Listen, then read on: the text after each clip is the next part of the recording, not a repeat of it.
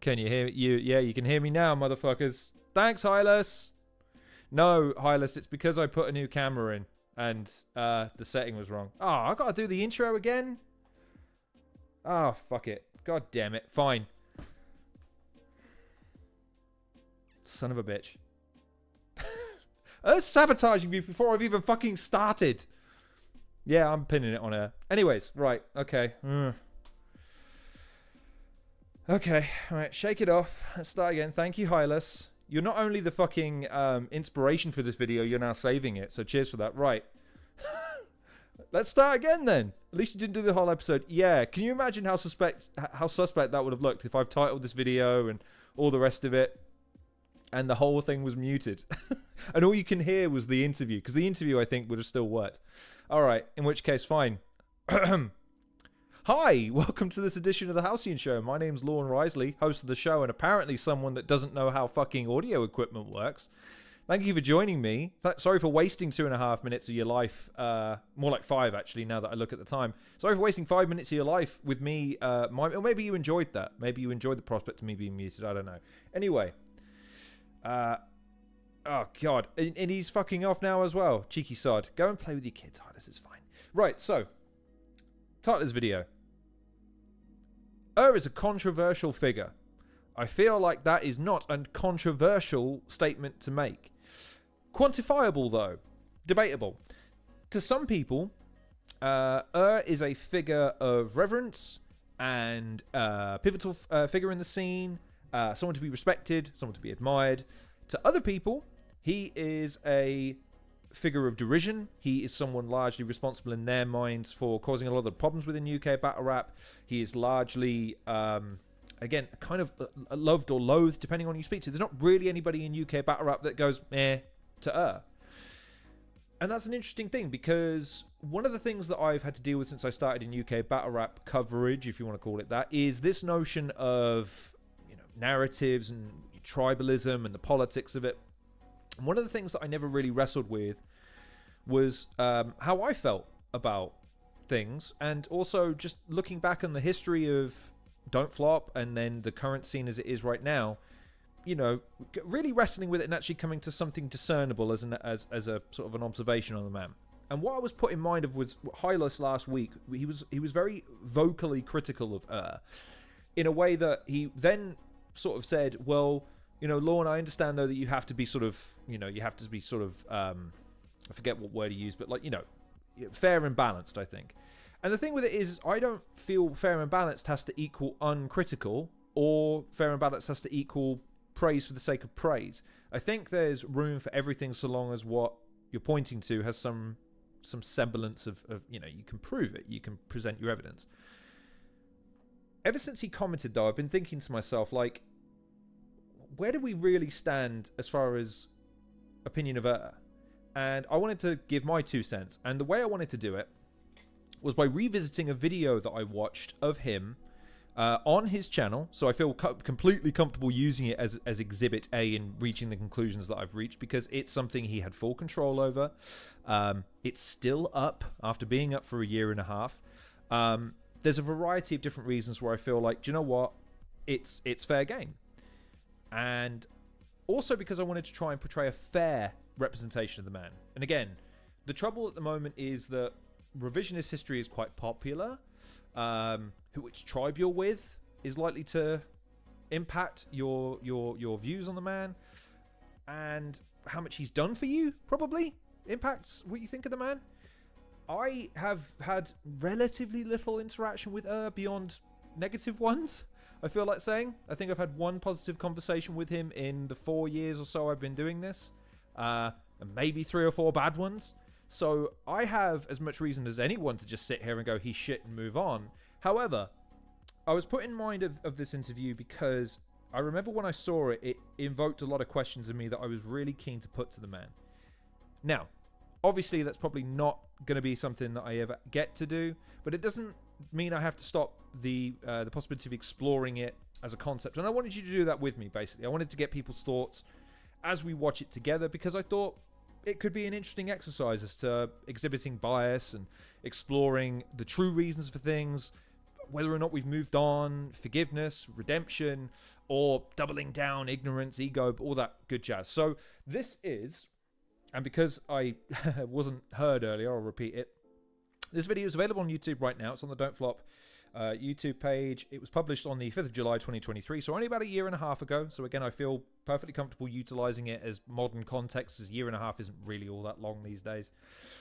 Speaks on desperate need for new talent, feelings towards the battle rap community, and more. And that's it. There's not really any more context given except for it's check out other exclusive interviews. So I guess it's used as somewhat of a plug to get people towards the channel or the Patreon.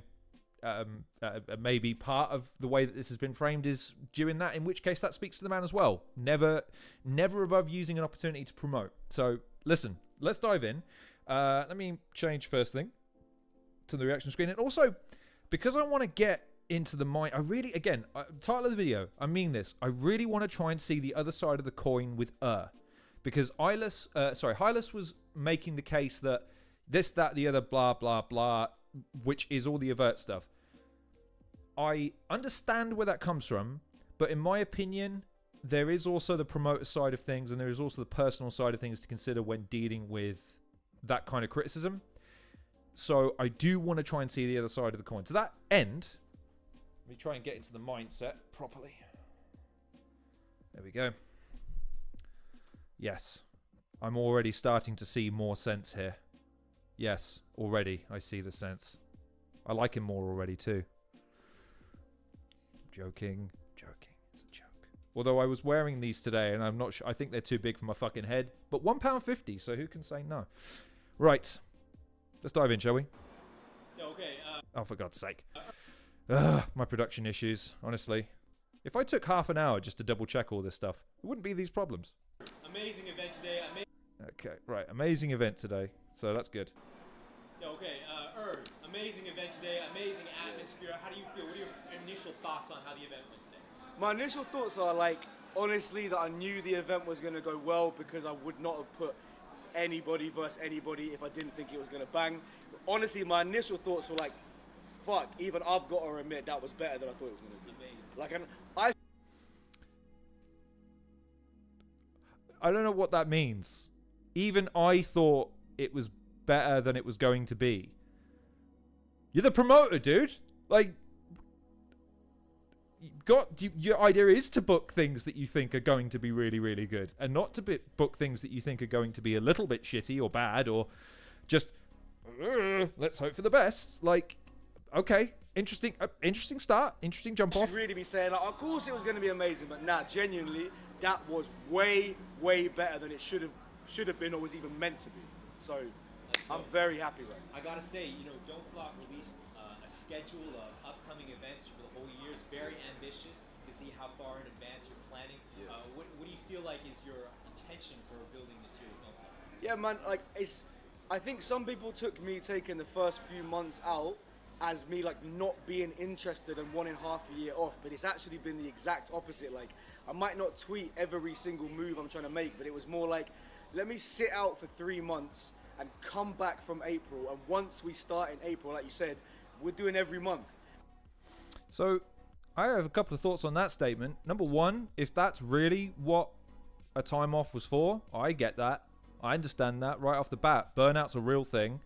Apathy's a real thing, but also yearning and desiring to be as good and as passionate and as hard grafting as you were at your peak, and needing a bit of time to recover from that, that's fine.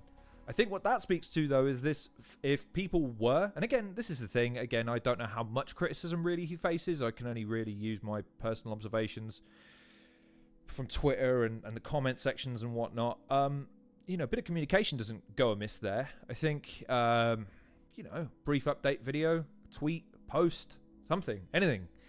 Just to say, hey, listen, not ideal, but I'm going to be taking a bit of time out. Don't worry, I'm coming back. When I do, it'll be great. If your idea is as a promoter, and again, half the job there is communication and making sure people are endeared to what you're doing and there to support it when you come back, and you just sever ties, not great. But and I could have stretched out 12 months, and it could have been we've done it before, certain tours where one of the dates we kind of disrespect the city a little bit because they get 3 battles, and it's just whack, you know what I mean? So like, yeah, I thought I'm ready from April onwards. I'm ready to commit to basically an event every month. So why not drop all the tickets at once? And people loved it. Like, some have sold more than others. Like, we have one in Bristol next week that did like 30 in advance just with no lineup. Then we have others with drop that have sold literally 2. You know what I mean? So it's more for me. What it is, yeah, I get a lot of emails from fans and I get tweets, and when I meet fans, they're always like, yo, so what's going on this year? It's also like a convenience thing for me to be able to be like, bro, go on, don'tfloptickets.com, you'll see the whole schedule for the year. That's getting stuck to, you know what I mean? So far, like today, kicking off today, obviously, like, I just feel incredible about it. And fair play, I can understand. Again, fans, when you've got 1,000 people, or more, or less, all harping at you for the same thing, I can get how that gets annoying, and you might just want to put things out. Although I will say, again, in an industry that at the moment, I mean, again, this is on social media, this is on Twitter, so you can, again, I don't feel out of turn for quoting it. You know, Blizz was referencing the other day, Battle Rap at the moment has a bit of a problem with cancellations. I understand that the, was it the short circuit card? I'm not sure. Or maybe it was the undisclosed. I'm not too sure. I think it might have been short circuit, but they had people that no showed on effectively tryouts. Yeah, I mean, I don't know what promoters are supposed to do when some of the participants have such a not really. Again, it's tricky. I get it. It's look, again, I'll throw myself into this. It's the reason why I have to pick and choose when I'm going to go live with all of my assets again. So Zoom, fucking Canva, fucking investing in new equipment, investing in new software, investing in new infrastructure. Because, well, what's the point if the guest doesn't turn up? Like, it's also the amount of time and hours and things. So I do get it. I do understand this. The frustration of promoters sometimes, especially in something like Battle Rap, where you don't have any of the commodity to sell other than the battlers, man, and the event itself. So when people fall out, and you've tried, as it sounds like in this case, he's booked, a year almost, or 9 months, based on that, of events to try and go back to back to back to build consistency, which is something that I know all promotions need. Every promotion needs consistency with regards to, having fans commit to a level of quality that they know they can sign up to every single event. And again, that's why I think, largely speaking, Prem has started to surpass Don't Flop. It isn't that they do things so much better than Don't Flop. It's that they are consistent with what they do. Even down to communications. Like, with all due respect, like, I know that Don't Flop recently released that statement concerning Gem and Yunnan. However, that's kind of a rarity. Promotion for the events can be quite scarce at times as well. Whereas Prem are on it, man. Like, and they try their best to keep it, again, consistently high, rather than just sort of honing in on certain events to try and... At the moment, the way I would typify it is Prem is UFC and Don't Flop is boxing. Boxing has the legacy, it has those pinnacle moments, it has those moments where it hooks people in and can hopefully sell you. But they're few and far between, and sometimes those events leave you wanting, if you're brutally honest with yourself. And then the odd occasion, it's like, right, man, I'm all in on boxing. What have you got next? And then nothing for a year. Whereas Prem is that UFC level of every card you can expect a consistent level. So, and both of those situations are hard when Battle Rap is as volatile as it can be. So I get it. I really do. The frustration that he must have in terms of dealing with fans who are constantly harassing and harrying him to try and give him, oh, come on, man, tell me when's the next big one, and who's the next big guy? I get it. I do. I feel absolutely incredible. Like, right, next event is 3 weeks today. I'm just like, bro, can't wait. Can't wait. So on top of that, there's no more training days. There's no more development. The other thing as well I would say about him, it's just me. I again, different strokes and all that. Nervous, fidgety, bit antsy, like bit on edge. Like, again, he's got enough reps now, surely. Like, why nervous? Just, again, Again, this is your opportunity to frame it, be comfortable. You know, I do it for every guest that I have on for interviews, man. Get comfy, get yourself a drink, make sure you sat right, make sure your camera makes you look cool, all the rest of that good jazz. Get comfortable. Don't be nervous. There's no need to be nervous. Why nervous? System, Yeah. but you still have a bunch of great performances from newcomers today. How are you planning to evolve that system of bringing in new talent? Bro, that's a great question. Like, honestly, let me answer it initially by saying how it used to be was no talent scouting was required. So someone like Dialect, right, had one of the best performances today. People don't understand. Dialect tried out because Matter said, I've got a mate I know. Can he try out? Basically, any tryout you think of, there's a legendary name. Quill, I still have, if I want to find it, I have the email Quill sent. He applied. Every legend applied. There's not a single battle legend that you know about. Actually, maybe apart from Tony D. We might have scouted Tony D and tried to get him involved. Mainly though, they all applied. I'd be curious what the scouting program for Don't Flop was. And I'd also be curious. I'd be really curious who the we is there. You know what I mean? This is the other thing that I think is interesting about the conversation about Don't Flop and at times. Y'all know that Kruger and Bagnall were pretty significant in the creative process and the general direction of the company. So when people point only to him because he was the one on camera most of the time, I really wish and hope that battle rap fans would get over the kayfabe of that, because even though he is due some credit, granted, he was the one on camera, he was the one that was endearing himself to an on-screen audience and in live events and stuff. Is it really all that coincidental that in terms of quality, in terms of the outward perception of the company, in terms of the direction, a lot of the positivity in Don't Flop wasn't there once Kruger and Bagnall and Bamalam and a lot of the other people that were behind the scenes doing a lot of the work left? I think that's on us as much as, because I don't see him really going around saying, like, even there, the inference there is a lot of his involvement, but you don't know. But that's on us to say, right, we don't know, so don't stop giving credit where it's not due and give it where it is observably true, so that we can stop. Because I think that's a double-edged sword. It gets him credit, but then also those same fans want to turn around and then put the blame on him for not being able to replicate the success of the past, when it may have not been down to him in the first place, which is therefore an unfair criticism to lay at his door. Do you see what I mean? It's a double-edged sword of sorts. And it's why I'm, again, trying to put myself in this position. I'm very quick to kind of deflect praise that I do not feel I am due, because I know that part of that is an expectation to replicate what I was praised for. And if I don't feel like I did what I'm being praised for, I'm not going to accept the praise. I'm like, well, look, I appreciate the compliment, but it's not for me. I don't know if he's as quick to do that, because I don't know if he sees the ultimate issue with that, which is what you're seeing now, fan apathy towards him for reasons that, again, are kind of beyond his control, to a certain degree at least. I even remember that Quill's tryout videos, he had spiky, gelled hair like a fucking student and shit, bro. This is how long we're going back. It's my interview. My hair was shaved. You're wrong. You're wrong. My hair was shaved. Anyway, it's my interview. Don't get it wrong. But basically, that's what I'm saying.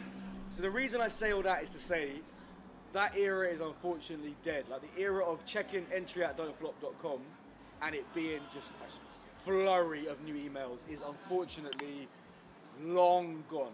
Because anybody that was half decent that wanted to try out has now tried out. How can you possibly know that? How can you possibly know that? And again, coming back to where this first piqued my interest from back in the day when I was watching this just to take notes about, you know, general things he'd already said to make sure I didn't ask the same questions. And you hear that and you go, there's no way you could make such a definitive statement to that extent. There is no way you've done the legwork. And I'll tell you how. and this is how you know I'm trying to be as brutally honest as I can possibly be in this situation. Look at the work Trubs has done over on Short Circuit, lads. You want to tell me some of those guys aren't quality performers or don't have a sellability? That you can't position them to be popular with a UK battle rap fan base for reasons other than they are sick rappers? Like, that is one of those overtly arrogant statements that is made that it instantly, for me, disengages from the rest of an opinion of a person when they make such a broad statement that they have no ability to be able to rationalize beyond that's my opinion because I've been doing it forever. Right, you've been doing it for a long time, so you can opine on certain things, sure. But to say anyone who's any good or could be any good has done this, what? And we would know about it. Again, no loose chatter in the chat right now. Thanks for joining. Another example. Look at a lot of the guys that they have found and are showcasing in their league who are now appearing, funnily enough, on Don't Flop and on Premier Battles. So this notion that we don't scout anymore because there's no one to scout, what are you talking about? There's no evidence that in fact, there's the absolute contrary. There's plenty of talent that could be scouted, that could be coerced, that could be put in some kind of tiered system to bring them in, get them up to a certain level. You don't have to expose them to the battle rap audience right now. This is a long-term investment. This is over months, if not years. But if the idea is, no, they've got to show the passion first. Right, but you're talking about a genre that, at the moment, historically speaking, is in a weak position in terms of its ability to cast a net to people. It's struggling to draw in fans, let alone participants. People that say, yeah, man, I'll give that a try. I'm a big fan of UK battle rap. And again, I'm not being funny. You can't pay me to try. You couldn't pay me to try to battle because I know how shit I'd be. No loose chat. But again, to use no loose chat, to use Trubs at Short Circuit for Prem as another example, even Gas now with his Ethernet series, you got to give the guys a chance. And you got to show them that you want them to step up to the plate. It's not a case of, man, you got to show me you're good enough first. Every battler, if they watch their first battle back, would be horrified at their performance. Because we all got to start somewhere. If you watch the first video I ever uploaded to this channel, you'd go, and you stuck with it? You stuck with that? You were terrible. You still are, but you were terrible. And I go, yep. But I had to start somewhere. You had to progress to a certain point. Anyways, that is one of those statements that you go, what? Anyway. Do you know what I mean? So finding new talent now is really difficult and takes a whole new approach. If I'm being honest, I do have an approach that I'm gonna start soon. I don't really want to say it on camera yet because I don't want it to get stolen like everything else. I just want to give it a go first. I would love to know now, a year and a half down the line, if there was an approach and if it was utilized. Because if you think back to Checkpoint as an example, who were the newcomers that were featured on that who weren't already, again, groomed by Prem? And on Inevitable, I can't think of anyone either. Now, if you want to make the argument that those were supercards, okay, what were the events where you showcased the new talent? That's what I'd want to know. But I'm trying something new. I'm trying new ways to scout talent because this idea of, for example, I'll be totally honest. On our Instagram the other day, we put a thing saying, is there anybody in the Southampton region that... I'm going to run one little bit because this is just a personal thing. When someone says, during the middle of a conversation, by the way, in the middle of a statement, actually, now that you say it, I'm going to be completely honest. My first thought is, so you've not been completely honest up until this point? Or what? Or are you just trying to bullet point this? Again, I always find it so suspect. I worked in call centers for nearly 10 years, and when someone's trying to convince me of something that is complete horseshit, trust me, when I say, I'm going to be 100% honest with you right now. And all they really mean is, I kind of need you to buy this for the next bit to make sense and for you to go along with me. So just buy this one little bit and you'll buy the rest of it. So Anyway, he sent a message down to Southampton. Wants to do battle rap. Now, back in the day, even when we had a quarter of the followers, if I name any city in the country, Newcastle, Leeds, Bristol, does anybody battle near these places? Bro, we would have had 25, 35 replies. But I'll be honest, I put this Southampton thing up the other day, we got one reply, and it was a geezer from up north saying, well, I'm not near Southampton, but if you ever come to Preston, I'll battle. So that's an example of what I mean. The engagement isn't there for new talent now. So. And why? Why? This is the conundrum of in my mind, that segment there sums it up. Man, we just can't find new battlers anywhere. It just doesn't seem like anyone wants to battle for us. Rewind a minute, and it's, if anyone was any good, they'd have applied already. So if they haven't applied, they must be shit. You can't lack that level of self-awareness. It's stunning that a person can sit there and make one statement and be so utterly unaware of how that makes people feel in reaction to that statement, and then criticize the result of that as being inherently down to someone else. Yeah. We're just having to go out there and just really, as I said, maybe the best person we ever scouted was Tony D. I think that's what we've got to go back to. Messaging people in a simple way without giving it all away, just finding dope people that maybe actually have no idea battle rap exists, but they might have seen that one battle with the bald white geezer and the black guy with dreads. You know what I mean? That's how a lot of people see battle rap. And it's like tapping into those people and being like... Is that how people describe Shotty Horror versus Arsenal? Is that how people, generally speaking, describe it? That's not how I remember. I remembered it as it was effectively City versus Arsenal, because that's how he was wearing the Arsenal shirt at the time, and he had the bloke behind him wearing the City shirt. When I had no idea about battle rap, no idea whatsoever, and I'd seen my first UK battle rap battle, which was Shuffle T and Marlo versus Big J and Lefty, and then you see that, you're like, well, I don't know who these guys are. But again, you watch the battle and you're like, holy shit, this is fucking insane. The bald white guy and the black guy with dreads. That's how people describe that battle to Wow. That's the fan base you're working with, huh? Or at least the casual audience. But here's the thing to that. Again, I'm not being funny. I can criticize and mock, but here's the critical thing. That's the world now. The world, the statement he made there concerning the retention or the reach. Yeah, but we're all suffering from that, dude. Again, look at Premier Battles, look at No Lose Chat, and look at other battle rap leagues in general, right? Are they putting out a product that is inherently inferior to Don't Flop back in 2011 to 15? No. In terms of the production quality, in terms of the caliber of performer, in terms of their skills, in terms of the social media representation, it's all about on par. But the numbers would indicate that it's complete arse in comparison if all you're judging success on is the numbers on YouTube and Facebook. We're all in that soup, man. Everyone is vying for attention that isn't there. Everyone is vying for the millions upon millions of followers that seem to exist for everybody else except us. Prem, I think, what are they? They're on 50,000?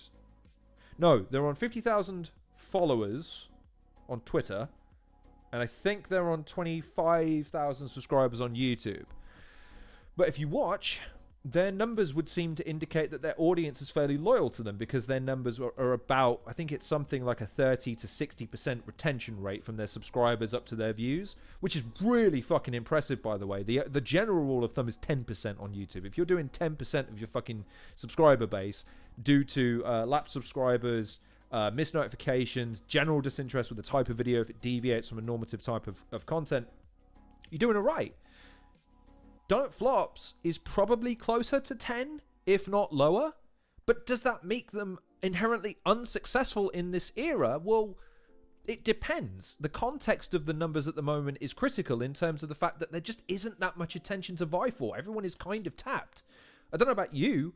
if someone says, I'm going to recommend this new TV show to you, my first response is, fucking hell, more? I'll get round to it when I get round to it. There's nothing really that grabs my attention initially, at least these days, unless it's live. And I think that's why battle rap is in a unique position, because it always has the hook of saying, you can see this live if you want to. Buy tickets, come and see the battlers, come and meet them, come and be part of the event. And as much as I think that they both, actually all three, are doing their best to make sure the live events are as good as they possibly can be, it is still the online space where the battle is going to be won and lost with audience members, because it's how you get their attention in the first place. It's how you pique their interest in the first place. And again, I get it. It's lamentable, but that's the world now. You can either deal with it or not. That's it. You can't complain that, oh man, used to we get 25 emails and now we don't. It's like, right, you got to deal with that. You're not going to reach people through social media in the same way you once did. You're going to have to alternate. You're going to maybe have to regress in terms of your communication methods, or you're going to have to think of something new and innovative. But that's it. You got to do one of those two things. You can't just sit and complain about the way things are. That's not how... Complaining about it isn't going to invoke sympathy from people to go, oh yeah, do you know what? He's right. I'm going to change all my consumer habits. It's literally never happened and literally never will happen. Yo, do you want to give this thing called Don't Flop a go? Because what can we continue doing? Like, if we wait another year, another 2 years, and all I'm doing is Instagram posts and this and that, bro, we're not going anywhere. There's going to be no new talent. You know what I'm saying? Instagram posts, this and that, though. Is that what I said? Man, can't God help it. damn. Let's go. Shuffle T's going to trademark that tomorrow. But yeah. But I would love it, honestly, man. Like, there's nothing I would want more than, say, like Black T today. Someone like Black T has had a couple battles. We just bring him on. He's a debut, but we know he's good enough to hang. He's kind of an anomaly though. There's not too many people that haven't battled. I guess Reverse is the best example in the last couple years of someone who, like the old school, I actually genuinely just got a text from Shuffle. I just got a text from Shuffle saying, I've got this guy I've been speaking to. I think he's good enough to hang, basically. So he's like coming in the old school method, but yeah. And again, time has proven him wrong. I mean, not to say that Black T and Reverse aren't two really good examples of battlers who have so much scope and promise and potential. But I'd point to someone, again, not being funny, I have seen Gas Buff become a bona fide goddamn fucking threat in this scene, son. And he did it, broadly speaking, the same way that Shuffle T did, albeit with a different slant, in that he's not a threat, he's just a comedy guy. He's not a threat, look at him, he's so small and helpless. And now, and I was there, he beat Bobby Rex. He beat Bobby Rex. And if you've watched me for longer than a fucking minute, you know I'm the world's biggest Bobby Rex fan. I love watching Bobby Rex on these, but man, there's something to be said about the size of the man in terms of his persona, his presentation, and him as a bloke on stage when he is fucking towering over his opponent. I'm a massive Bobby Rex fan, and I'm here. And now that he's a champ, I'm here for it. Gus Buff beat Bobby Rex. And 2 years ago, there's no way that anyone would have considered him in the same vein, except for the fact that that man kicked all kinds of ass and put in the fucking work, son. But that's the point you've got. I think maybe where they go wrong sometimes is that old mantra of they're looking for talent. They're not looking at character. Or maybe they think they're looking for character, but really what they're looking for is someone that is happy to just kind of do what they're told. Toe the line, play by the rules, that's that. The kind of person that's going to grab the attention of a casual audience is someone who's doing something that you are not doing now. The reason why people aren't watching partially is because they've either seen it or it's cliche. You need someone to come along and either do something that is completely different, unseen, unexpected, yet taps into something that is inherently true about the experience of popular culture today or the experience of a person today, or repackages something historical in a new way and presents it to people. Use pro wrestling as the example. Steve Austin flipping birds and swearing at people really is just a reinvention of heel tropes from the 1970s when people would go into territories and be utterly dross people, but with a slightly badass persona to them, but then leave. And the idea is that people could gravitate towards that because it spoke to something true and inherently real about their own lives, which is this need to just kind of exert themselves on the world. I think that's ultimately, with all due respect to everybody, skill-wise, One of the things that speaks to Luna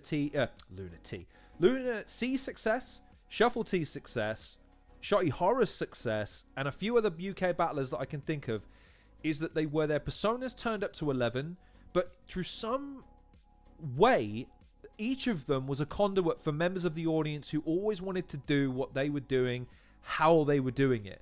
It was living vicariously through them, watching them do something cool that they wish they could do, but they can't. They found a guy that they like and identify with. I'm going to support this guy. When you look at battlers at the moment, you can't really identify that through the skill of their wordplay.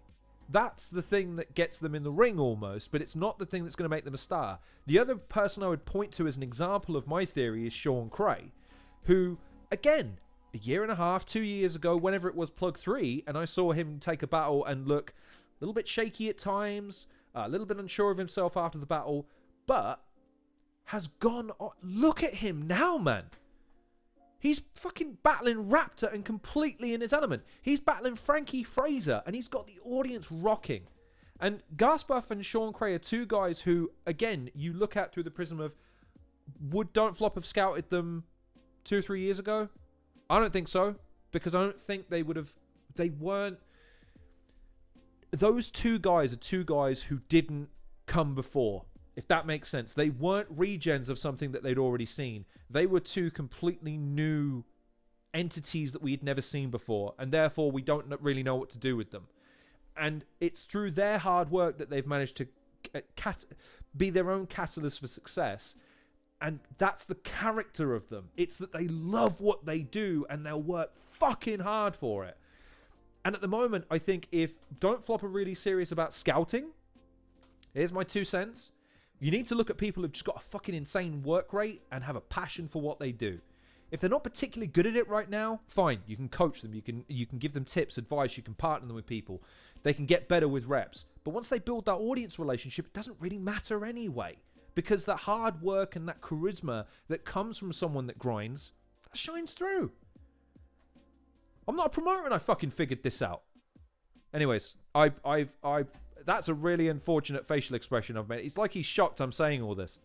But it's true. Hopefully within the next 12 to 24 months, man, we've tried these new methods of finding people, and we desperately need them. And when I say we, I mean every battle rap league in the country. We need very decent, skilled new battlers. And again, to my last point, yes, you need skills. I'm not saying you don't need skills. And I'm not saying, let me think of some examples. I mean, WD has just made his debut, okay? Wasn't the strongest or most skillful battle rapper ever, but has a passion for it and clearly worked at it. And I'd argue he gave a great performance. I'm going to forget her name now. Oh, God, I feel so terrible. Francis. Is it Francis? Or France? Joy France. Joy Francis. I forget which exactly it is. Her performance against Pamphlet. Was it seamless? Fuck no. Was it the most unique, intrinsic wordplay you've ever seen in your life? Fuck no. But did everyone in that audience have a fucking ball? And did she have the time of her life? And didn't that fucking reverberate around the room when it was hitting? Stro deserves all the credit in the world for that. Because he sensed an opportunity to try and... Maybe not every... Look, I'm not saying he's planning on building an entire event around her anytime soon. Or planning a run with the title. But she is someone that you could look to now as like, right, we need to promote a car. We need a little bit of something here that's a bit more light, a bit more fun. What do you think? Let's get this opponent. And that's the kind of booking that I think Prem is more open to, whereas Don't Flop isn't at the moment because they are sort of stuck in a 2010 to 2015 booking mindset of its skills. It's how good you are on a mic. And sorry.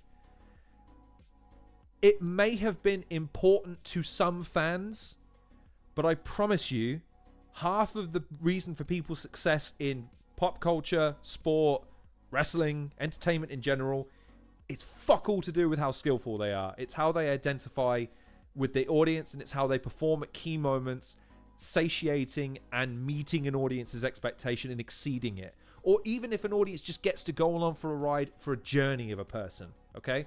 Luke Littler's a great example of that. That guy came out of fucking nowhere, and the reason why everyone's so excited is just because he's just fucking... How is he so good at 17? The quality of the man is intrinsic to his popularity, but it is more this thing of, where the fuck did he come from? It's just bang, explosions. But I disagree with that assessment as well. Give it another year, bro. Every single top tier will have battled every single top tier. And then where do we go? You think of different narratives. Answer that question. Sorry to keep... I do want to let the video breathe in a minute, but I feel it's important to address individual points. If every top tier has battled every top tier, and the answer... And his argument is, well, what are we going to do now? Okay. What, you're saying that nothing happened in any of those battles that's worth revisiting? There's nothing that happened in those battles that's worth exploring further for those battlers. There's no way you can take the story that was told during the course of the battle or the lead up in the battle, permeate that into something.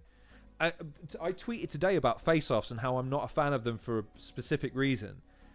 Again, man, if you wanted to start incubating a sort of kayfabe within battle rap that fans can glomp onto and believe in a little bit, you kind of need repeat battles. And I'm not saying you make a habit of it in the sense of, right, well, you two are battling this card and then immediately on the next card. It's a case of, guys, like, if we've got two skilled battlers, why would they be incapable of putting together two battles? Like, I don't really buy that logic. I think that's inhibitive.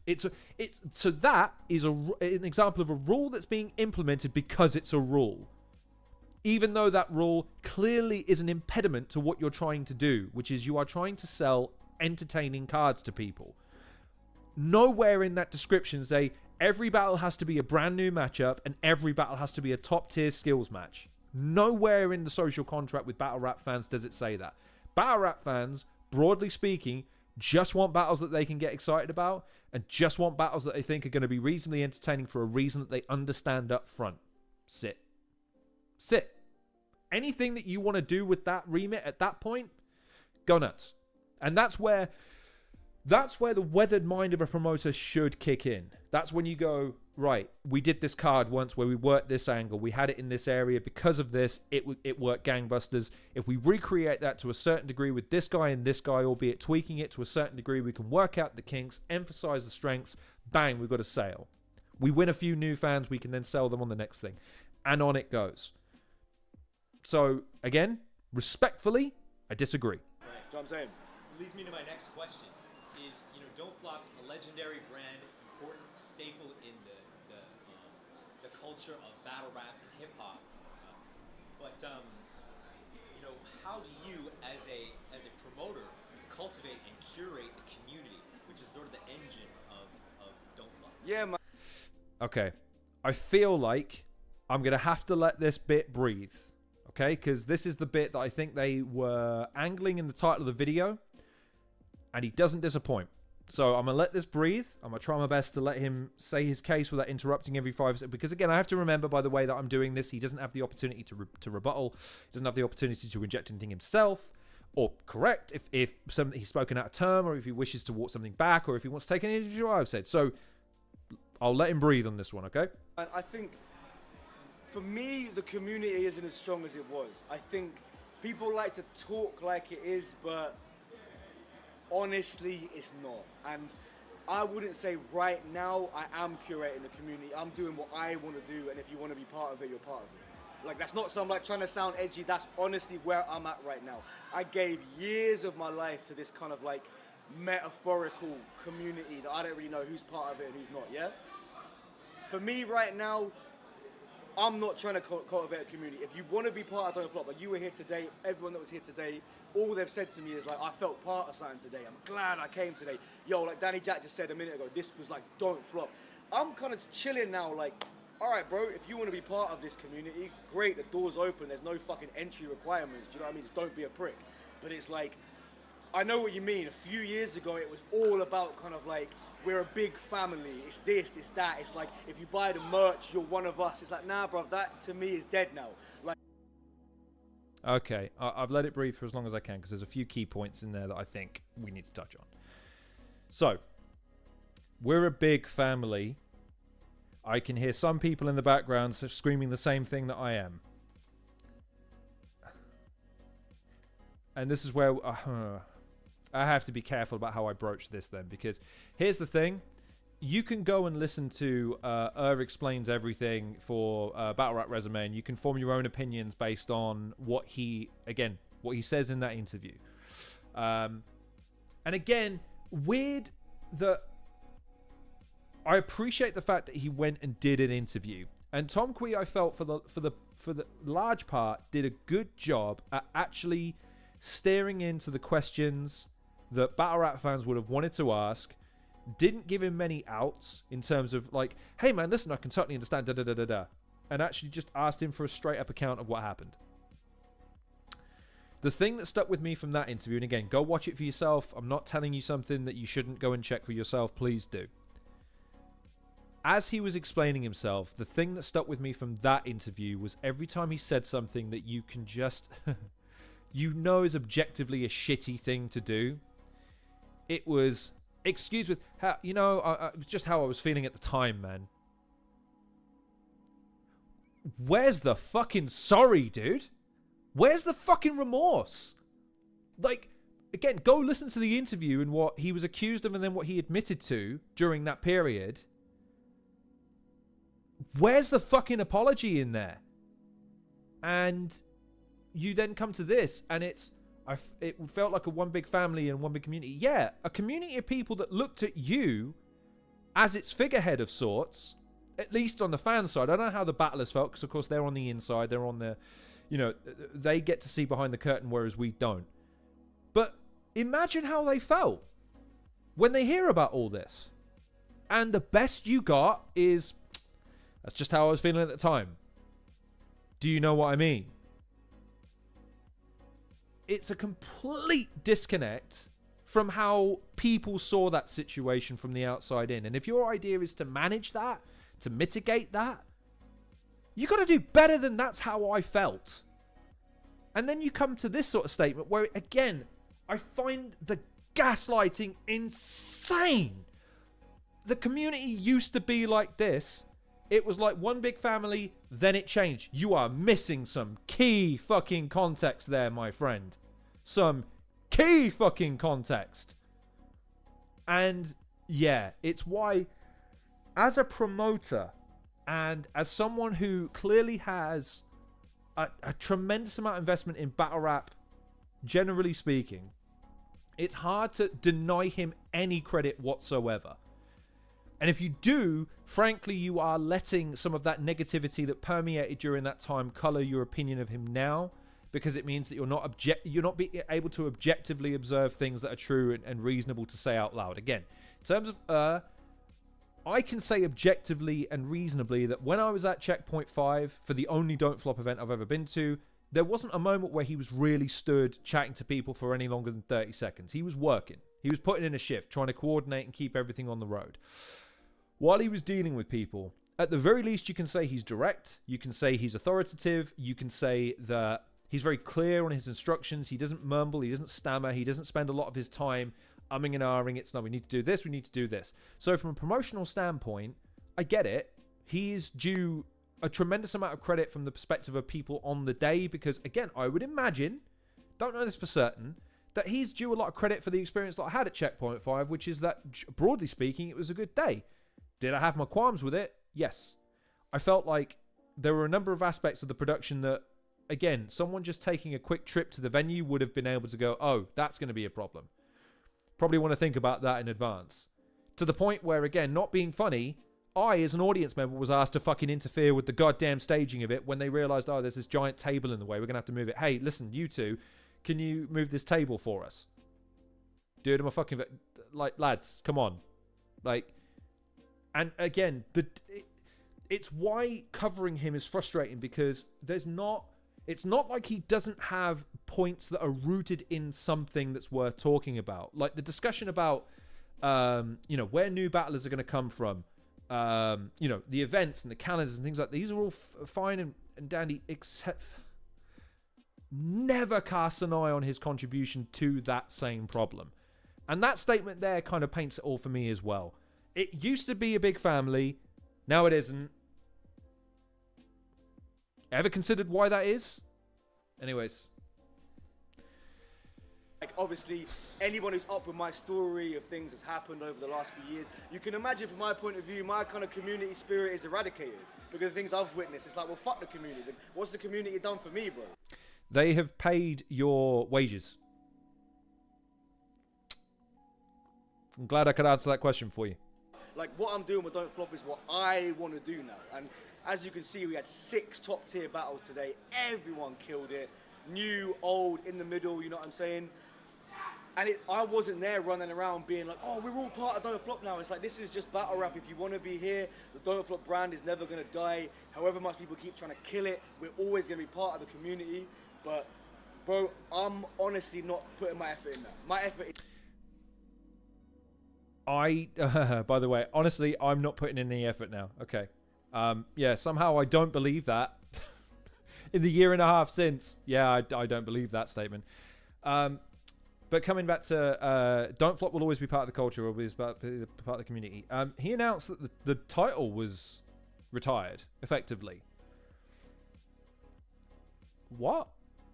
Like, it's kind of a big deal about the lineage of your promotion. And to say, oh yeah, we'll always be... Well, no, not if you have nothing legitimate to offer to the scene.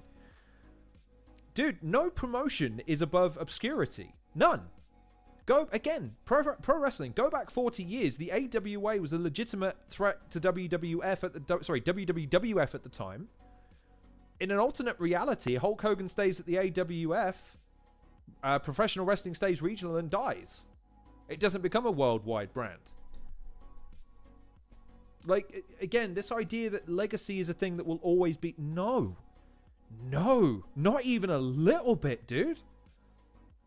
Look at any example of any great brand name that's faded. At some point, it's... Oh, well, everyone knew that. And it doesn't even take that long. Again, I'm not saying that Don't Flop is on the verge of this anytime soon. Do not get me wrong. However, I will say for the record that this notion of will always be part of the culture, I'm not so sure about that statement. And like I said, today's a perfect example. Look, just take today, right? I dropped the card for today. So much negative feedback. Why is it 1 round? That's some American shit. These should all be 3 rounds. Why is dialect? Blah, blah, blah. The same people hating. The same people you're trying to sell tickets to. And again, I said I'd breathe. I know I said I'd let it breathe. But yeah. So, I will say that even though, again, I have my runs with Trubs. I know Briggsy isn't a fan of me at the moment. I know Shotty sure as shit isn't a fan of me at the moment. At the very least, you can see evidence of them having looked at their audience and trying to satiate what they want. They don't look at what their audience wants and goes, oh, that's fucking stupid. Or, wow, everyone's complaining. God, what a bunch of whiny little bitches. They look at it from the perspective of, okay, well, we might want to address that somehow. Well, can we? And if we can't, let's explain why we can't. Because look, here's where I would have sympathy from the perspective of in this situation and Prem, even though I wouldn't say that this necessarily extends to Prem at this point. It did at one point, it doesn't now. Sometimes your audience is fickle, okay? It's really annoying how fickle audiences are. I really do get it. Again, even something as silly as something on a video that you choose from a creative standpoint, but then you end up defending every single time because you know you like it. They just don't understand. They don't get it, blah, blah, blah. Their responsibility as an audience is not to like whatever you produce. If they give you the time of day and they tell you they don't like it, you have 2 choices. Accept that that's probably going to damage your reputation in their eyes or your standing in their eyes, and they may not patronize your content, your work in the future. Or you take it on board. Don't necessarily do anything with it, but you maybe take an opportunity to explain to people, well, listen, I get it's not exactly what you were hoping for, but da-da-da-da-da. You cannot criticize your audience for not liking what you produce. That's not your job as a content creator or a promoter. Your job, really all your job is to give people what they want. And trust me, people are not shy about telling you what they want in this era. Now, could you make the argument and the case that a lot of audiences' demands are hypocritical? Are they sometimes untenable? Of course, I get that. And again, where I would get Eurgh's perspective, and this is where, again, maybe I'll give him a bit of credibility, and I'll walk back some of the severity of my statements, because I am not in his position of being the figurehead of a promotion that at the very least has a loyal following in the tens of thousands. Okay, I don't think that's a bold statement to make. That number of voices all shouting at the same time, all different things, and if it's largely negative, would grate on anybody. But it doesn't excuse then you turning on them and making it somehow their fault that you're doing something that they are not responding to. That's not how it works. It's never been how it works, by the way. It's not like there was a time where you could get away with berating your audience and then they'll go, oh, okay, fair enough, yeah, we like it now. It doesn't work. People chatting shit. So take that from my POV, yeah? Why would I care about cultivating that community, bro? What I care about is like people, who's the first person everyone associates with Don't Flop? Me. That's not arrogant, that's just how it is, bro. It is. That's true. Is that a good thing, though? That's another debate entirely. But why would you care about cultivating the community? Again, ask Prem. Ask Prem the benefits of cultivating a community that, while compared to yours, is relatively small in terms of its overall scope, but in terms of how loyal that community is and how continuously they support, that's another conversation altogether. And again, I'll include No Loose Chat in that too, in that different scales, granted, but the model speaks to something that they are trying to build off of consecutively, and that's by fostering goodwill within their communities. Whether you like it or not, every content creator and every producer of any entertainment has a community. Even I probably have a community. I don't feel like I do, but maybe I do. Maybe I have a group of people that if I put something out, broadly speaking, they'll watch it. In which case, I'm responsible for that community and fostering a culture within that community. I feel like I'm more part of communities than I am fostering my own. And certainly is at the center of a community. So to say, well, why would I bother? Well, you want to sell tickets, don't you? Anyway. Right? So I'm cultivating what I'm trying to do. And this event today, bare people said it shouldn't have happened, but I put it on because it was what I wanted to do with Battle Rap, and it was part of my calendar. Do you know what I'm saying? Hang on. There are bear people in Bristol? People bears. My God. And yeah, big up in a bit. And yeah, and that's where I'm at. And it's like, maybe if you ask me this question again in a year's time after this whole calendar event, I might be, you know, starry-eyed, fucking teddy bears and whatever else.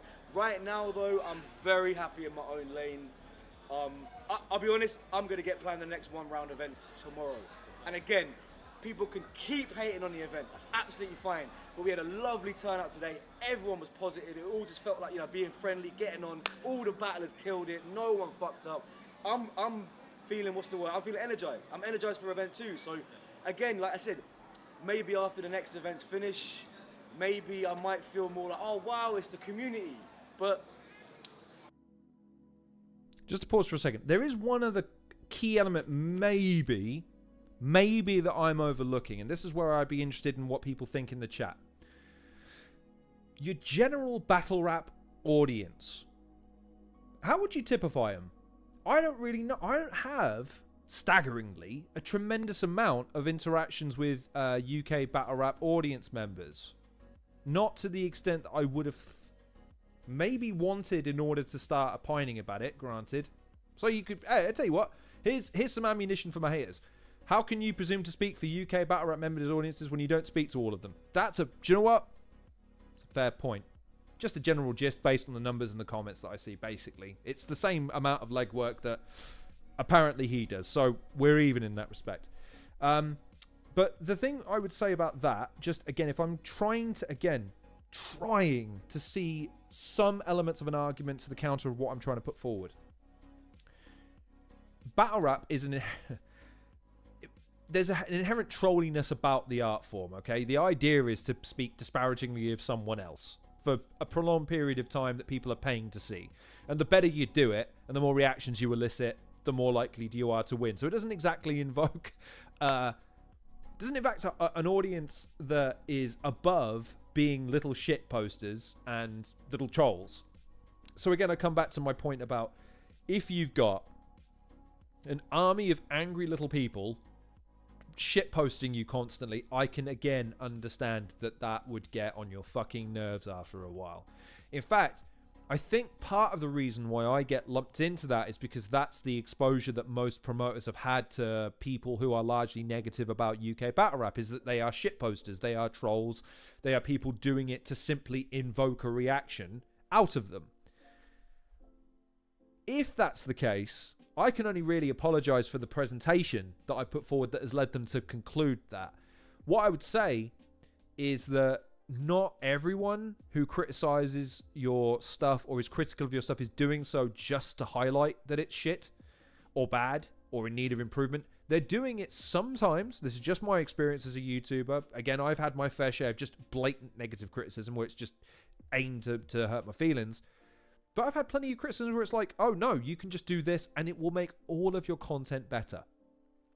And you listen and you take it on board, it makes it better, and oh, I'm really glad I took that on board now. Really appreciate that.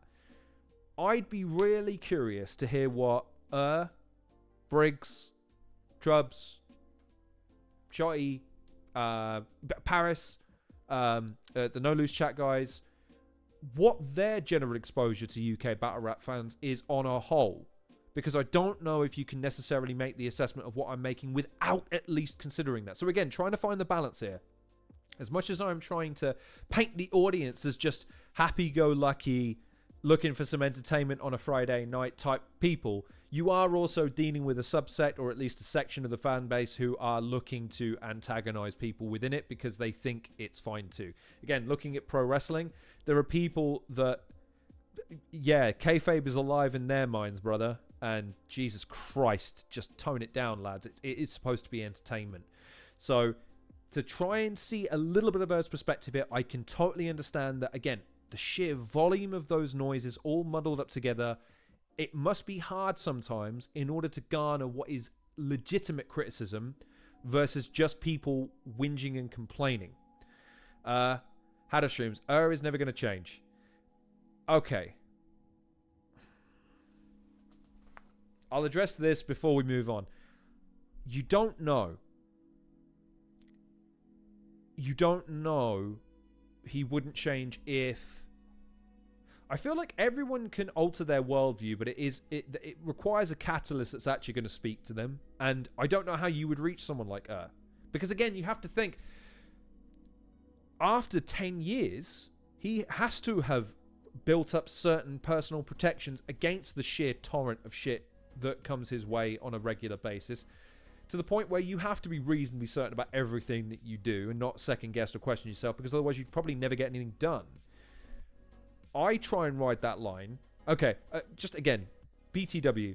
I'm a boss now. I'm a boss in a company. I'm responsible for other human beings. God have mercy on us all, right? Again, it wasn't a path I chose.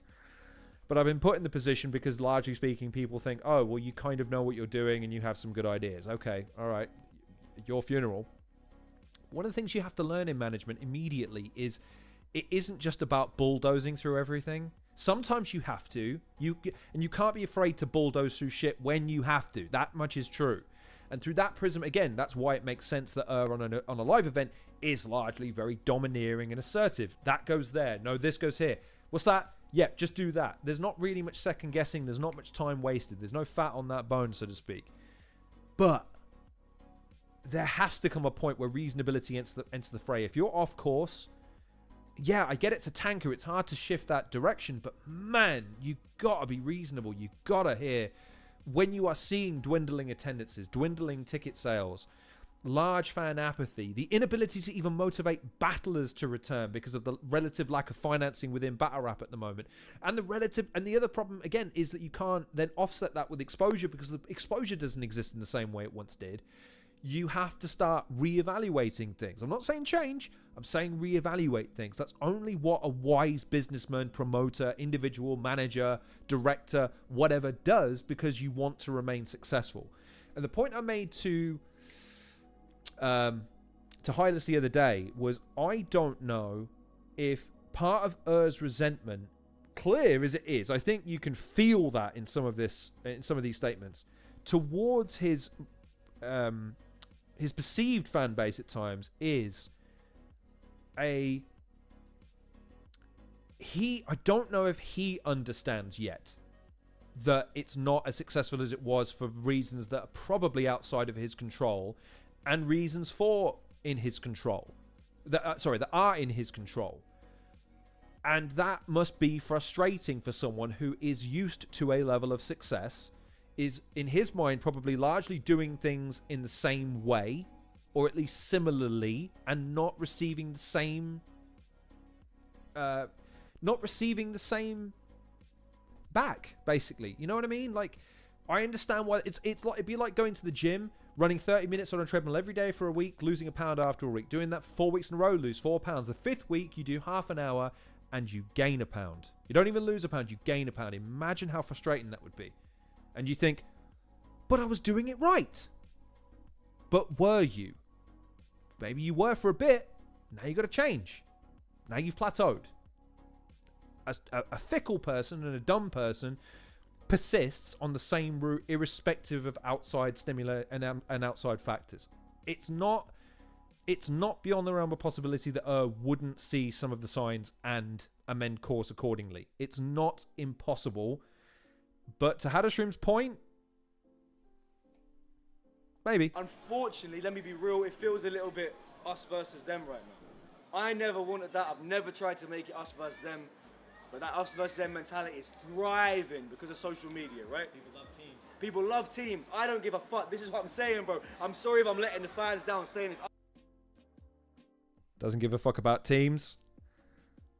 When was the last time you ever saw him promote No Loose Chat or Prem? When was the last time you ever saw him just retweet a post? Don't have to say anything. Just retweet a post. I'll tell you when. It's when he inserts a joke that's framed like it's a joke. But is it? Oh, anyone that buys a ticket to this event is barred from mine. Haha. Is he joking? Probably. But is he, though? And again, that's my point. Like, Prem retweet Don't Flop stuff all the time because it's battlers that they're promoting and they see the utility in. Do Don't Flop do the same? Sorry, I feel like I just want to. No. I don't give a fuck about teams. I don't give a fuck about community. I give a fuck about Don't Flop, and whatever that entails is great. You can make of it what you will. You know what I mean? Word. Last question. You've got an electric champ right now with Yes, Will. we have. You He's a legend. have a legendary, historic 2-on-2 championship team. Does that mean we're going to see some big cards and some big names coming out here? Yes, 100%, man. Like. So after this, they did Quill versus Gem, and I don't know if Marlowe and Shuffle battled anyone on that event. I know they battled each other, but it was a redo of the Compliments battle, or an anniversary edition of the Compliments battle. So that was for the 15th birthday, right, or something like that.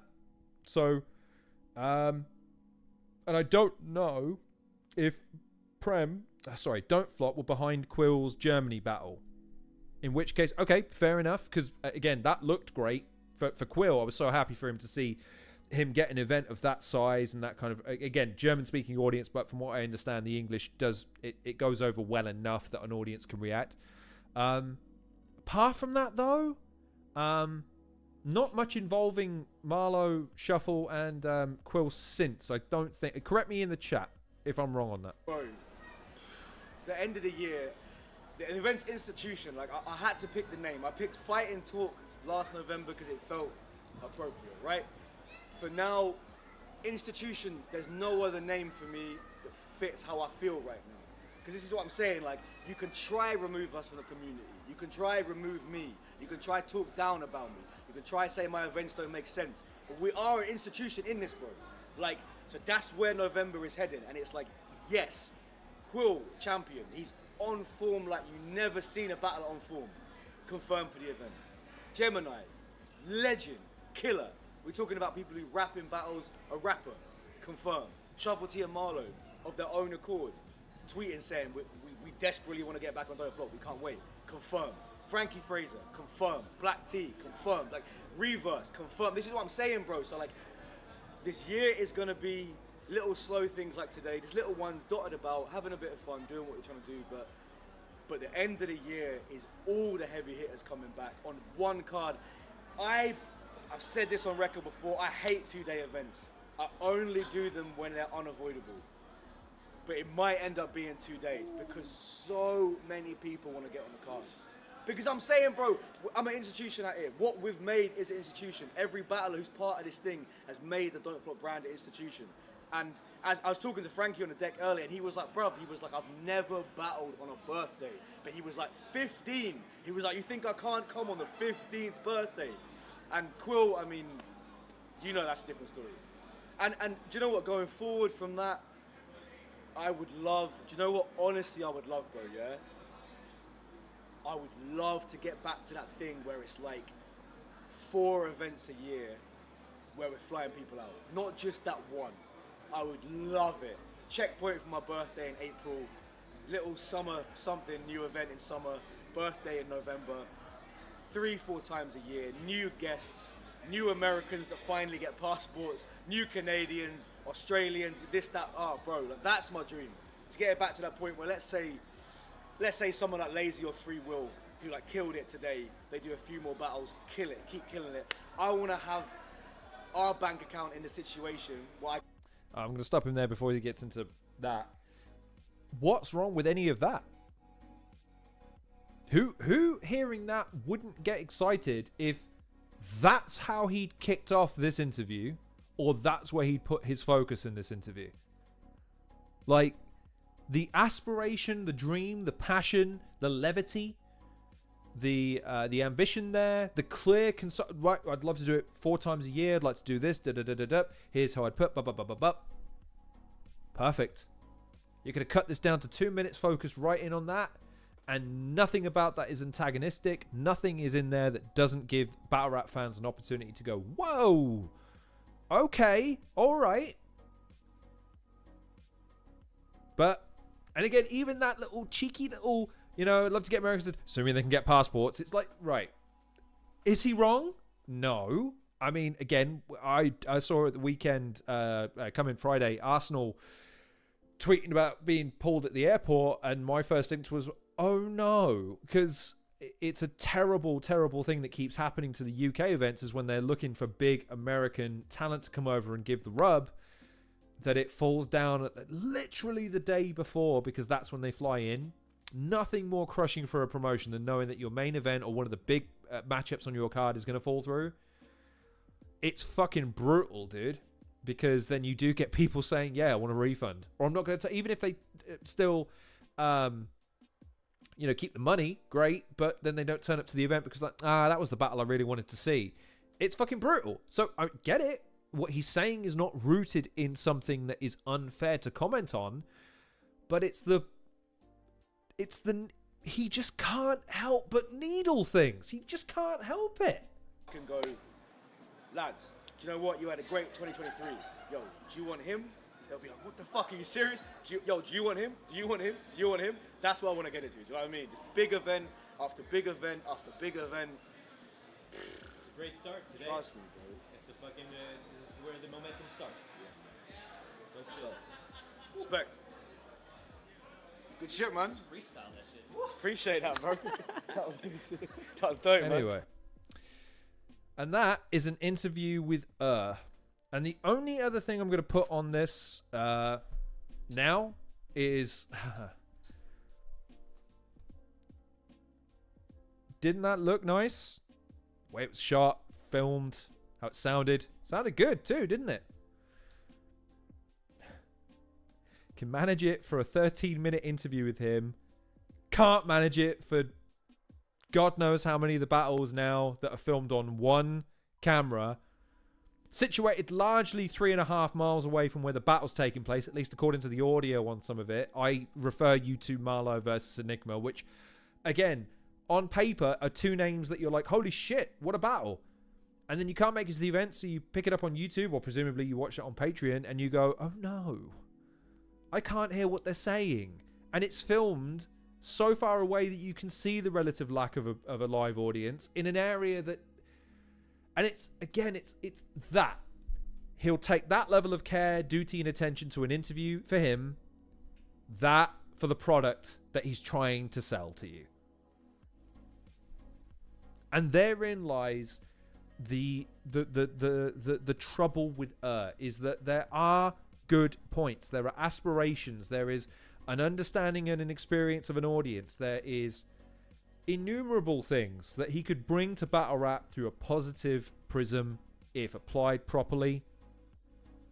But there are so many overt instances of him just not doing what's right for business. And it's frustrating as a fan because honestly, this notion of, oh, everyone seems to be like teams. Do you know what everyone would love? And I mean this, everyone would love this, is numerous promotions doing very well. Having a smorgasbord of quality content to choose from in a genre that they like. Because ultimately, if Don't Flop fans are really fooling themselves into thinking Prem is an inferior product, they're missing out. And likewise with Prem, if they think that No Lose Chat aren't putting on decent battles, and it goes round and around and around. But while you have that sort of standpoint of it's us versus everyone else, when it really isn't these days. I know it was Don't Flop versus everyone was their old t-shirt or hoodie design or whatever. It ain't 2015 anymore, lads. So yeah.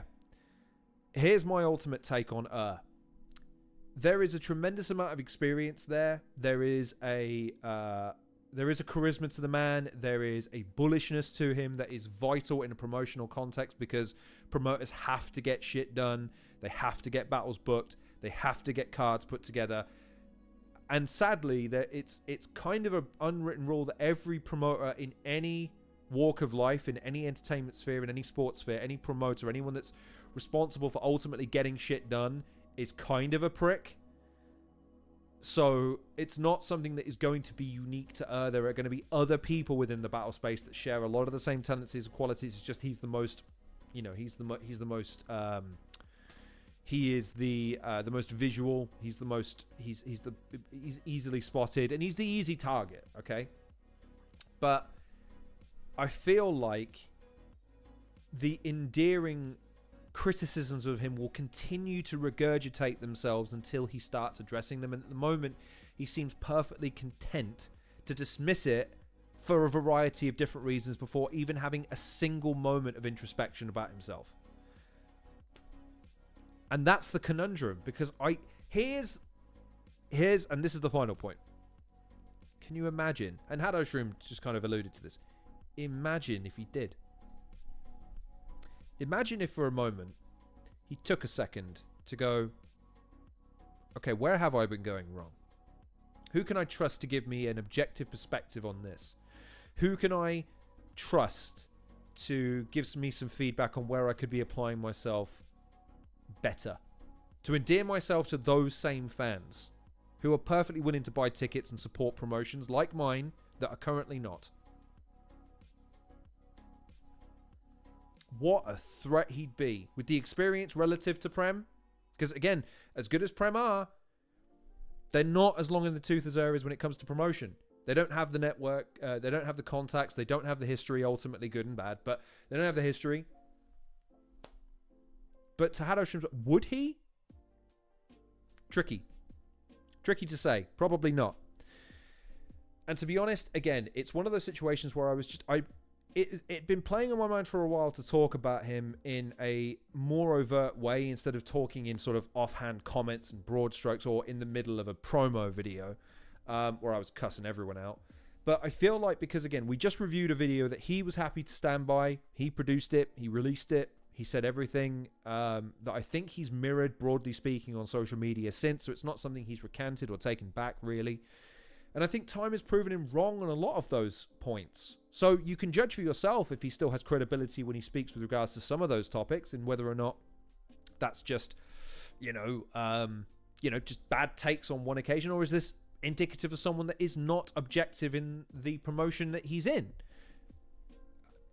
I leave that up to you, but yeah, I think the idea in that video that he was laying the blame squarely at the feet of fans, not him, not anyone within his organization, the fans, it's their fault. The only thing I could think to come, and it's weird because I associate The Simpsons with Kruger now because of the Superintendent Chalmers, Principal Seymour Skinner rap thing that he did. It is that Seymour Skinner meme. Am I out of touch? No. It's the kids that are wrong. And it's that. It's am I out of touch? Am I arrogant? Do I gaslight a lot? No. It's the UK battle rap fans that are at fault. And imagine if he asked that first question and just went, well, maybe. Wonder if there's anything I can do about that. And then you'd have two fucking juggernauts slugging it out. As a battle rap fan, I'd find that pretty fucking interesting. And I think to a casual audience as well, that's very easy to sell. But probably not. Anyways, I've been going for nearly an hour and a half. An hour of that was spent waffling to myself off mic by the sounds of things. Thanks again, Hylas, for alerting me before I did a full hour and a half completely muted. What are your thoughts? There are 4 people currently watching. What are your thoughts? Assuming that you're brave enough to comment, by the way. I understand this is the other trouble with talking about in this context and as broadly like this, is that you do invite a lot of criticism on yourself from people that are just fucking do or die, don't flop fans. Himself, other people. I get it. If you don't want to put yourself out there like that, that's fine. I feel like I've tried to be as perfectly objective as I possibly can be. I've tried to present as many arguments as I can be. But again, I can only give my TMR in the house. TMR actually was asking the other day about he's not new to UK battle rap, but he's a little bit oblivious to some because he's so goddamn young. That's the problem. Your youth offends me, TMR. It offends me how young and talented you are. But like, yeah, I thought the UK battle rap scene was one big happy family. And it's funny that he used that context because you heard use it there. Like, oh yeah, it was like this big family a few years ago, and then it wasn't. Maybe it was, maybe it wasn't. But the schism that occurred in UK battle rap is attributable to one person. And you get no prizes for guessing who that one person is.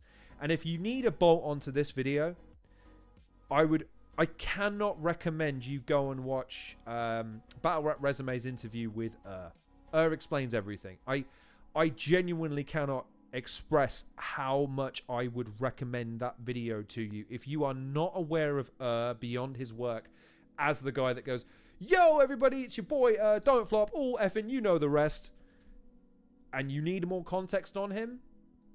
Go and listen to him himself explain what happened to result in Kruger, Bagnall, Bamalam, and a number of other high-profile Don't Flop individuals leaving that company for a variety of different reasons. And you are not going to be surprised because, yeah. So, there it is. For anyone wondering if I'm going to a Don't Flop event anytime soon, no. No.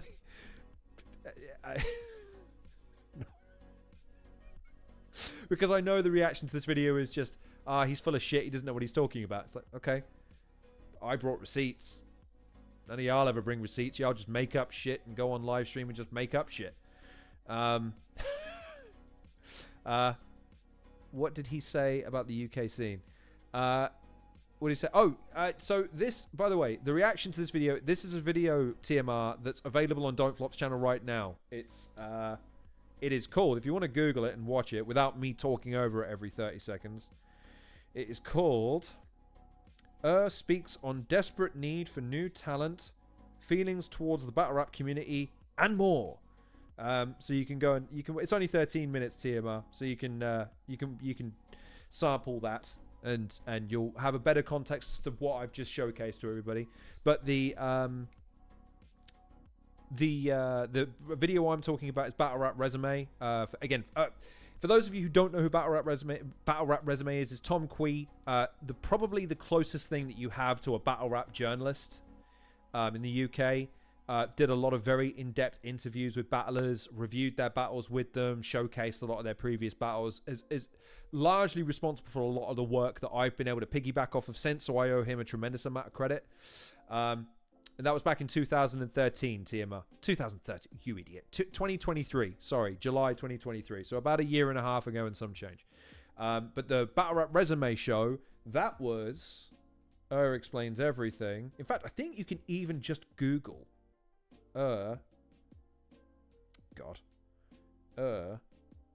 explains. It's the first fucking thing that comes up. Spelt wrong. Yeah, Explains Everything, and that's from 6 years ago. That's from... Where the fuck are we? 2018, 2019. In fact, I remember when I saw that video, actually, because it was right around the pandemic, and I was sitting in my office, and I was like, man, I wonder what's going on with battle rap, because I tuned out for about a year, 2 years by that point, at least. Might be even been more. And all I saw was nothing. Like, I was like, wow, did it die? And then you come across that interview, and you go... What the fuck happened? Like, you almost can't believe it. Again, the scene has subsided, and that controversy subsided, and the scene has persevered since. But a lot of people could make the very legitimate argument it hasn't recovered from that schism of 2000, whenever it was, 2015, 16, 17. I forget exactly when the schism occurred. But, like, again, pick a person whoever you talk to about that situation all points the finger at one person, and there is only one person who has admitted no culpability for it, who's assumed no responsibility for it. And fans aren't stupid. They saw that same interview. They've seen everything that's happened on social media since, and the conduct of her on social media, and they formed a fairly conclusive opinion of him that I wrestle with, because I do think that if he could get over some of what these criticisms are as attacks and instead took it in stride as notes to get better, things to address, things to actually work on to satiate the needs and wants of the audience, he'd have something again. Until he does, or until he expresses even an iota of humility, which is unfortunately something I cannot say about in my conversations with him. The word humble has never come across my mind when I've dealt with Never once have I said, oh, what a nice humble man. It's always a bit okay.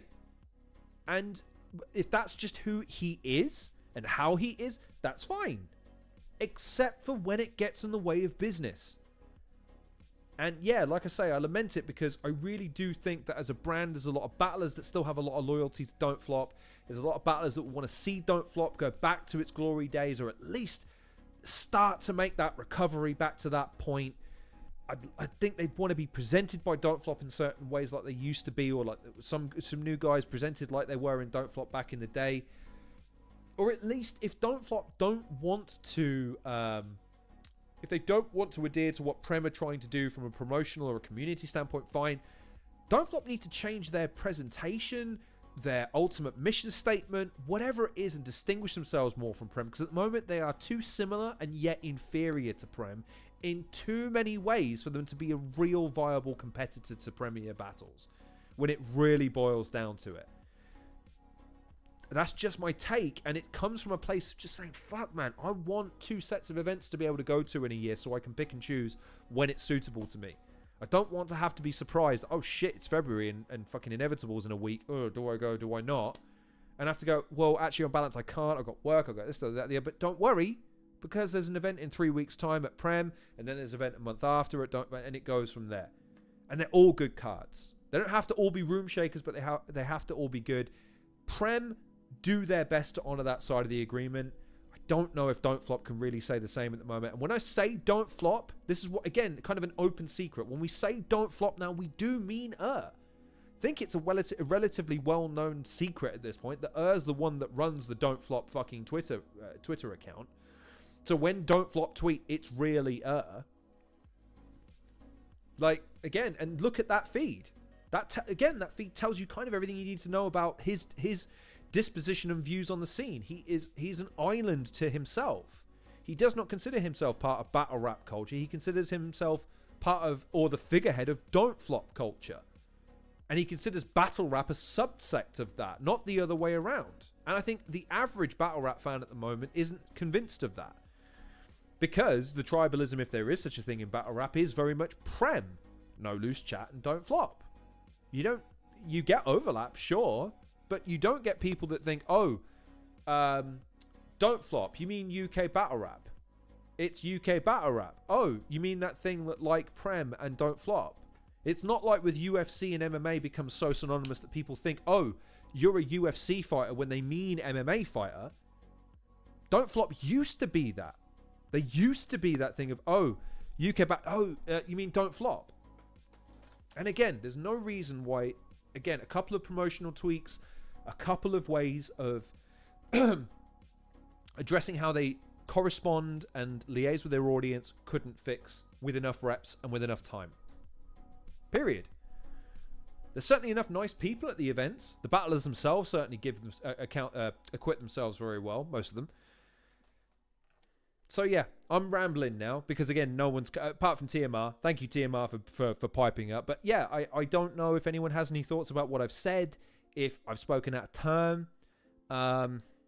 Here's the other thing that I want to say on this, because I feel like it's going to get raised if it gets back to don't know if it will, maybe it will, maybe it won't.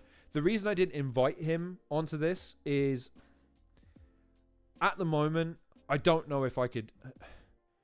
I'm in a place in my life right now where I'm not really in the mood to tolerate or placate people who are not willing to extend me the same level of respect that I'm trying to extend.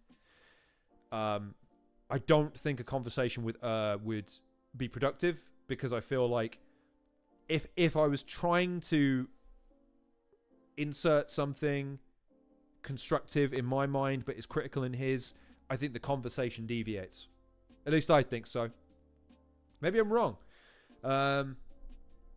Would I still talk to on an interview? Would he? Probably better question. He's the bigger factor in this. Granted, I am very much the fucking, not even the B side, the Z side in this conversation. Granted. But what I don't know, because I don't know at this point that there's anything I could ask him that he couldn't just address on his own as a response to this, or even not directly responding, but just by listening and doing something. I feel like Prem did that. Maybe they didn't address me directly, but they went and did things that, while I was critical, have now been... You go, oh, cool. Okay. You did the thing.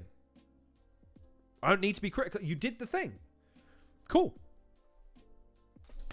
We're done.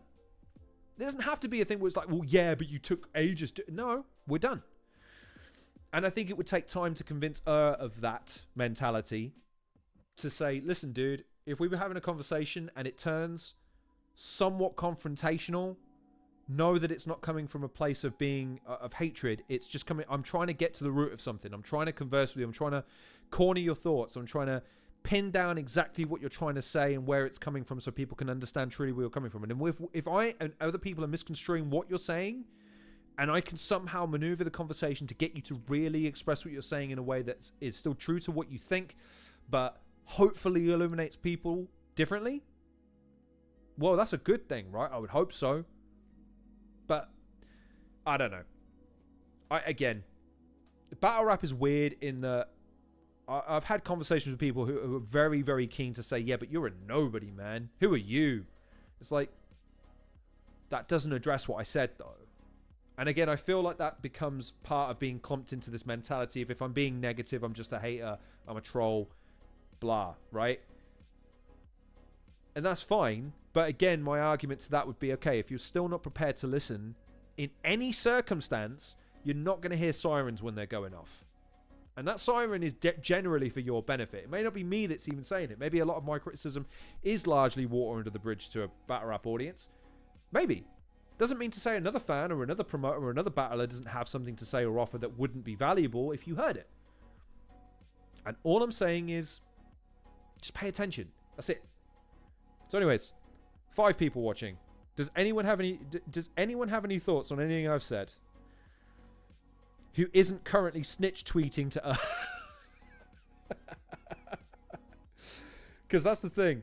The thing when covering battle rap is you got to worry, not worry, but you got to wrestle with the fact that there's going to be people that clip this up and send it out to people, and you just got to go, okay, that's the soup you swim in, man. Fair enough. Whatever, man. Do your thing, baby. But yeah, what are we saying? Anyone thoughts, comments, criticisms? Tell me where I'm fucking wrong. Tell me where I'm missing the thread, where I don't understand what I'm talking about, I'm missing context. Anything. Anything and everything. Give it to me, baby. Do I check what the Arsenal score is? I'm so scared. God. Please, God. We were 1-0 up against City. We did not. We did not. Sorry, people. Talk amongst yourselves. There are 4 of you now. You have a few minutes to.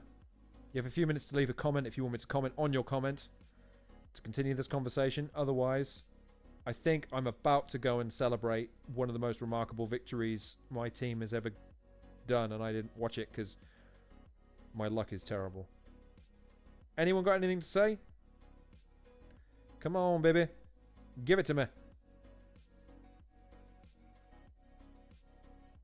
Did we really win 5-1? Oh my god. Oh my god, we won 5-1!